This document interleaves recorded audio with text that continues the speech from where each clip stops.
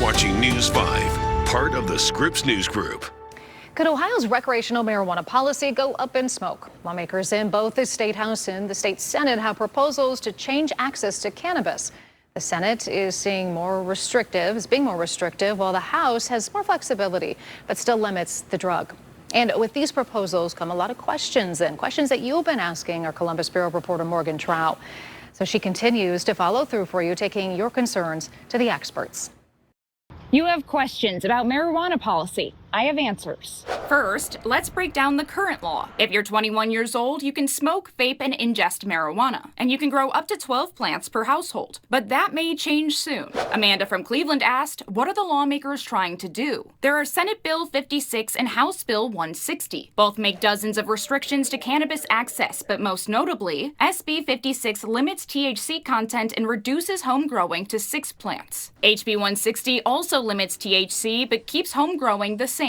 Marty from the Sandusky area commented, wondering why the lawmakers are even making these changes. Problems that are caused by more marijuana being available in a community. We're going to have more crime. We're going to have more addiction problems. What are you basing that off of? Really?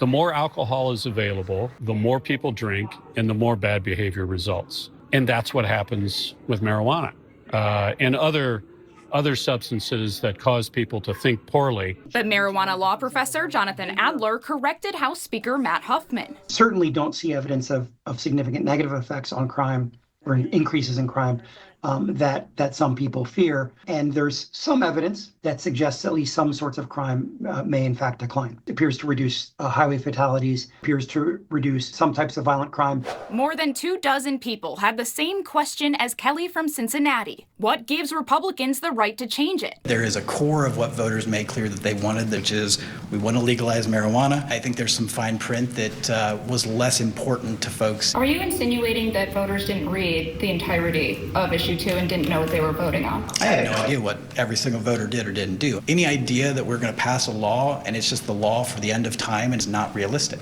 Nina from Cleveland asked, is there anyone we can contact in government to ask them not to change the regulations? Yes, and I'll walk you through how to do it on our website, news5cleveland.com. If you still have questions, email me at morgan.trow@wews.com. At the Ohio State House, I'm Morgan Trow reporting.